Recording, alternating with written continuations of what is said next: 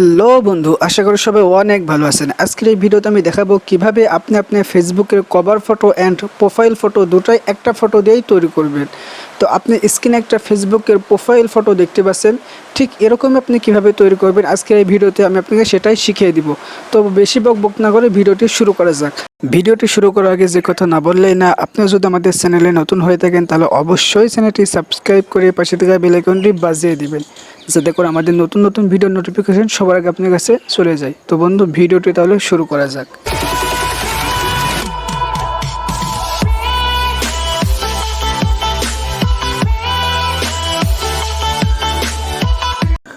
তো বন্ধু, এটা করার জন্য অবশ্যই আমাদের একটা অ্যাপসের প্রয়োজন হবে। সেই অ্যাপসটা আমরা গুগল প্লে স্টোর থেকে ডাউনলোড দিয়ে নেব। তো আমি গুগল প্লে স্টোরে চলে গেলাম। তারপর সার্চ বারে এসে আমরা সার্চ করবো স্মার্ট ফটো কার্ড।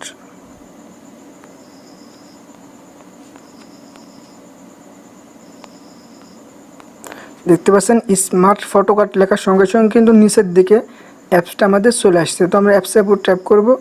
তারপর দেখতে পাচ্ছেন এটা আমাদের সামনে চলে আসছে। এটা কিন্তু আমার ইনস্টল করাই আছে, আপনি যদি না থাকে আপনি ইনস্টল করে নেবেন। তো আমার যেহেতু করাই আছে এই জন্য আমি এখান থেকে বেরিয়ে গেলাম। তো বন্ধু, অ্যাপসটি ওপেন করার আগে অবশ্যই আপনার ফোনে যে ইন্টারনেট কানেকশনটা আছে ওটা আপনি বন্ধ করে নেবেন, নয়তো অনেক অ্যাড এসে আপনাকে বিরক্তি করবে। তো আমি আমার ফোনে ইন্টারনেট কানেকশনটা বন্ধ করে নিচ্ছি। তারপর আমরা আমাদের অ্যাপসটা ওপেন করব, এই জন্য অ্যাপসের উপর ট্যাপ করলাম।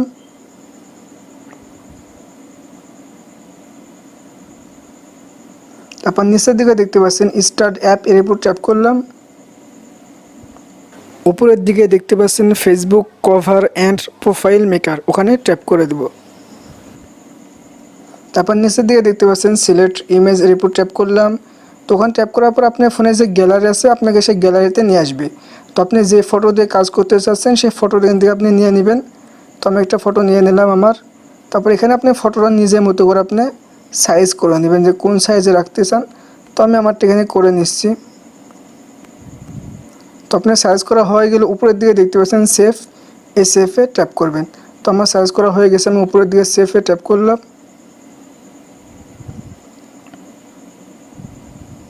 তারপর দেখতে পাচ্ছেন আমাদের ফটো কিন্তু সেভ হয়ে গেছে। তো উপরের দিকে যে ফটোটা আছে এটা আমাদের প্রোফাইল ফটো, আর নিচের দিকে যেটা আছে এটা আমাদের কভার ফটো। তো আপনি এগুলো এখান থেকে ভালো করে দেখে রাখবেন। এখান থেকে কাজ আমাদের মোটামুটি সারা। তো আমরা এখান থেকে বেরিয়ে আসবো। তারপর আমাদের ফোনে যে ফেসবুক অ্যাপসটা আছে ওটা আমরা ওপেন করব। তো এই জন্য আমরা ফেসবুক অ্যাপসটার উপর ট্যাপ করলাম। তারপর উপরের দিকে দেখতে পাচ্ছেন 3 ডট মেন, ওখানে ট্যাপ করে দিলাম। তারপর এখান থেকে আপনি প্রোফাইলটা আপনি সিলেক্ট করে নেবেন। তারপর এখানে দেখতে পাচ্ছেন প্রোফাইল পিকচারের নিচে একটা ক্যামেরা আইকন, ওখানে ট্যাপ করে দিবেন। তারপর নিচের দিকে আপনি দেখতে পাচ্ছেন সিলেক্ট প্রোফাইল পিকচার, এর উপর ট্যাপ করে দিবেন।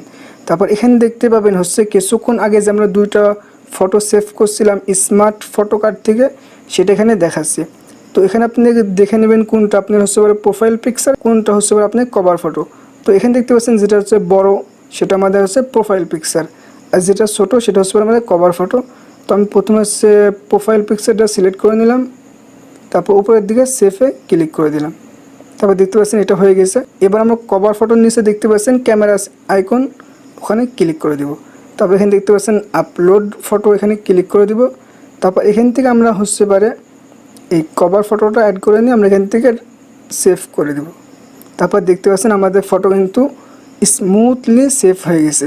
কত সুন্দর লাগছে দেখতে পাচ্ছেন, আমাদের ফটো কিন্তু অ্যাড হয়ে গেছে। তো এভাবে আপনি যখন এটা অ্যাড করবেন তখন কিন্তু আপনার যে কোনো ফ্রেন্ড আপনার প্রোফাইল দেখলে কিন্তু অবাক হয়ে যাবে। তো বন্ধু, ভিডিওটি যদি ভালো লাগে তাহলে অবশ্যই লাইক করবেন।